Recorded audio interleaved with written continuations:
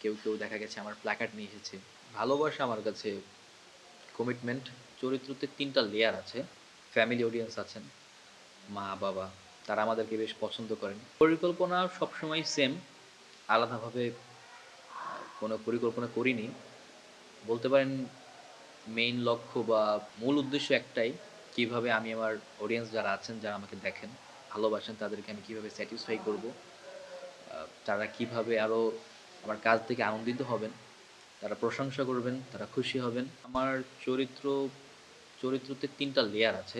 বিভিন্ন রকম লুকস আছে নাটকটাতে। টোটাল ৩ টা লুকস আছে।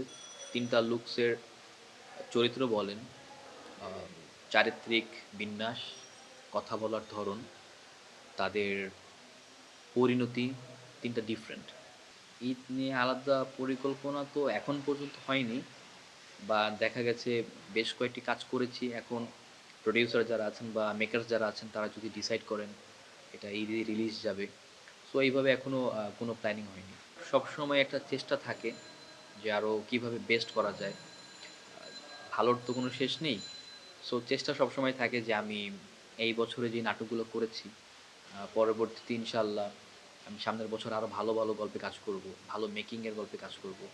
সো ওই চেষ্টাটা সম্পূর্ণ দর্শকের জন্যই এবং এই চেষ্টাটা সবসময় অব্যাহত থাকবে। ফ্যামিলি অডিয়েন্স আছেন, মা-বাবা তারা আমাদেরকে বেশ পছন্দ করেন। টিনেজ, ইয়াং ছেলে-মেয়ে, স্কুল পড়ুয়া বা কলেজ গোয়িং স্টুডেন্টস ভার্সিটিতেও আছেন।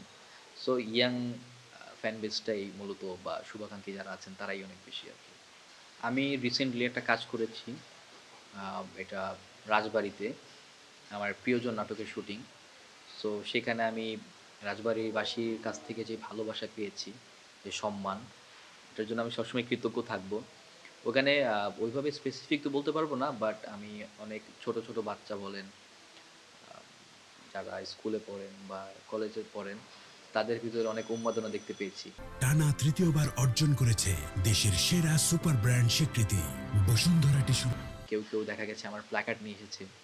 অনেকে আ এরকম ছবিও দেখাইছে যে তার বাসায় আমার ছবি টাঙানো আছে। সো এই ব্যাপারগুলো খুব ভালো লাগে।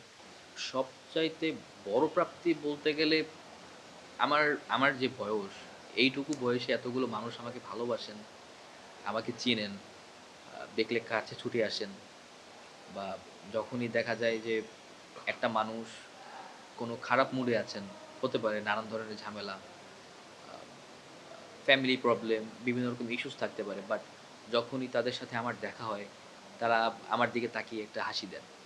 সো এটা আমার কাছে মনে হয় অনেক বড় ব্যাপার। স্পেসিফিক ভাবে ওরকম বলতে পারব না যে আসলে কোনো গিফট বা ইস্যুস আমার হয়তো এখন মনেও নেই। বাট এতটুকু বলতে পারি যে ঢাকার বাইরে বা যখনই কোথাও শুটিং করতে যাই তাদের ভিতরে বেশ আন্তরিকতা থাকে। এরকম দেখা গেছে যে একটা মানুষ তার হয়তো ওরকম সামর্থ্য নেই। বাট উনি আমার নাটক দেখেন। উনিও চেষ্টা করেন, দাওয়াত দেন। আমরা সময় সুযোগ অনু আ সময় সুযোগ অনুযায়ী তার দাওয়াত অ্যাকসেপ্ট করি। তার বাসায় যাই। ওই যে মানুষটার চোখে মুখে যে ভালোবাসা, এটা অনেক বড় কিছু। এই ছোট ব্যাপারগুলো খুব আমাকে ভাবায়, খুব অনুপ্রাণিত করে। চিঠি লিখেছিল বা আমাদের টিমের কাছে একটা মেয়ে চিঠি লিখেছিল আমার জন্য।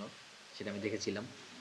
আর পাগলামি বলতে গেলে আমার কাছে যে ব্যাপারটা বেশি ক্যাচি বা থাকে না মনে গেঁথে আছে এরকম একটা ঘটনা আছে যে আমি তো শুটিং শেষে রাত্র ৩টার দিকে বাসায় ফিরি মোস্ট অফ দ্য টাইম যখন শুট শেষ হয়। তো তখন দেখা গেছে একজন রিক্সা চালক ভাই আমার এলাকারই আমাকে চিনে ফেলেছেন। আমি মাস্ক পরা ছিলাম। কনকনে শীত এই রিসেন্ট ঘটনা। তো তারপর উনি আমাকে চিনে ফেলেছেন এবং চিনে ফেলে উনি আমার কাছ থেকে ভাড়া নিতে অস্বীকৃতি জানায়। তো আমি এটা খুবই সামান্য ব্যাপার। হয়তো রিক্সা ভাড়ার কত হতে পারে? ৳২০, ৳৩০। বাট একটা কথা আমার কাছে খুব ভালো লাগলো যে উনি বলেন যে, "ভাই, যখন আপনার নাটক দেখি তখন মন ভালো হয়ে যায়।" সো এই ব্যাপারটা খুবই ইন্সপায়ার করলো। যে একটা খেটে খাওয়া মানুষ যে দিনরাত ২৪ টা ঘন্টা পরিশ্রম করেন, দেখা গেছে ১২ ঘন্টা পরিশ্রম করেন। তো সেই মানুষটার মুখেও যখন হাসি ফোটাতে পারি, আমার কাছে মনে হয় যে না, কিছুটা হলেও হয়তো কিছু একটা করতে পেরেছি। ভালোবাসা আমার কাছে কমিটমেন্ট, অনেস্টি, স্যাক্রিফাইস। অভিনয়ে আসার জন্য আসলে তেমন কোনো ইন্সপিরেশন কেউই ছিল না। অভিনয়ে আমার হুট করে আসা। আমি নিজেও জানতাম না যে অভিনেতা হব বা ছোটবেলা থেকে ওরকম কোনো ড্রিম ছিল না। এটা হুট করে একটা সুযোগ চলে এসেছে। ওখান থেকেই আস্তে, আস্তে পথ চলা। নায়িকাদের ক্ষেত্রে পছন্দের নায়িকা ছিল আমরা প্রীতি জিন্তা, ক্যাটরিনা কাইফ, আ আলিয়া ভাট।